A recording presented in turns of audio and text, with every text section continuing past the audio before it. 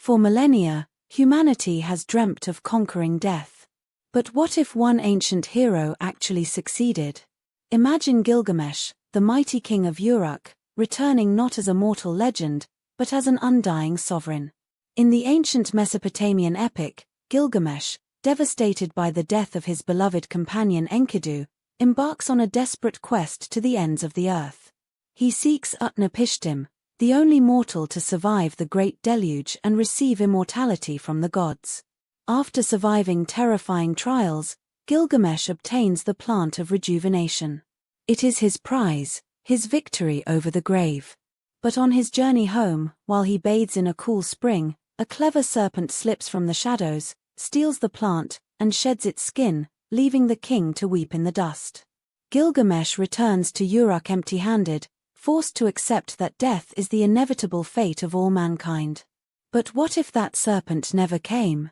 What if Gilgamesh remained vigilant, guarding the sacred plant with his life? Picture him clutching the thorny weed, placing it into his mouth, and swallowing.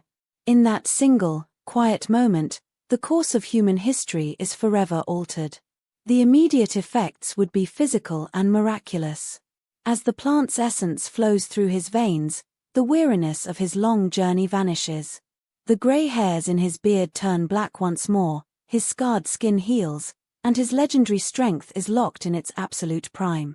Gilgamesh returns to Uruk not as a humbled seeker of wisdom, but as a triumphant conqueror of fate.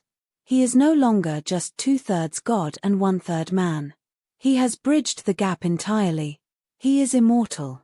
With an undying king on the throne, the city of Uruk enters an era of unprecedented glory.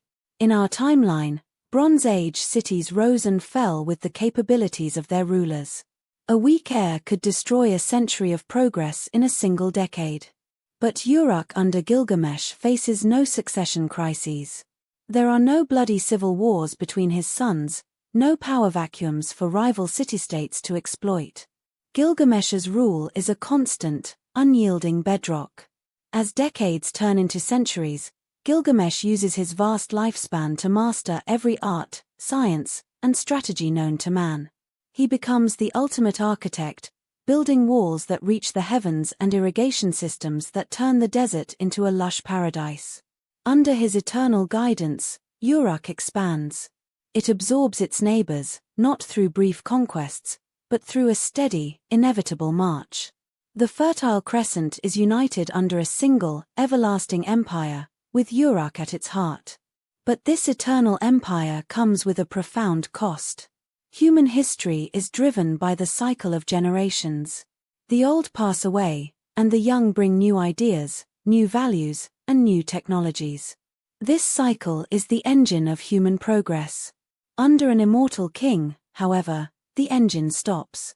Gilgamesh's worldview, forged in the Bronze Age, becomes the eternal status quo. His laws, his beliefs, and his cultural preferences are frozen in time. Why innovate when the immortal king's ancient methods have worked for 500 years? Science, philosophy, and art stagnate, trapped in the amber of their ruler's endless life. The society becomes a living museum, beautiful but entirely static.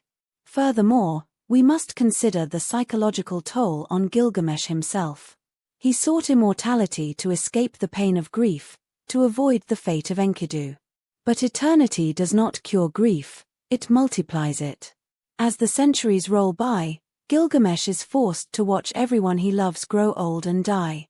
His wives, his children, his friends, and his loyal generals all wither away like autumn leaves, while he remains as unchanged as a mountain. To survive this endless cycle of loss, Gilgamesh would have to harden his heart.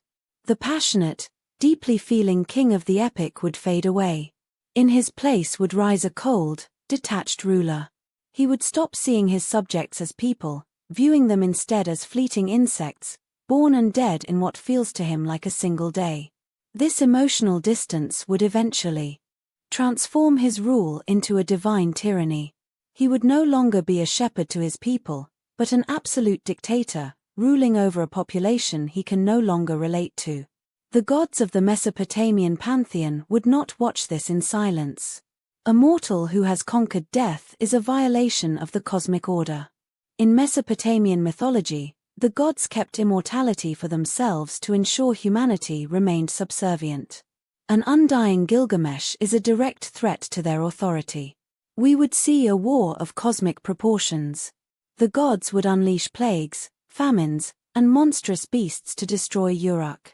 But Gilgamesh, armed with his immortal body and centuries of military genius, would fight back. He would lead humanity in a war against the heavens themselves. If he succeeded, the temples of Ishtar and Enlil would be torn down, replaced by monuments to the king who defied the gods and won.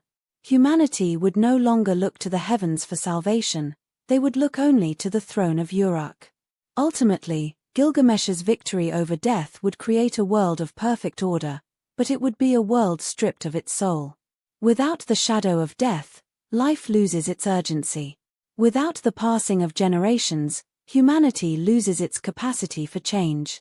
The king who sought to save himself from the grave would end up turning the entire world into a monument to his own survival.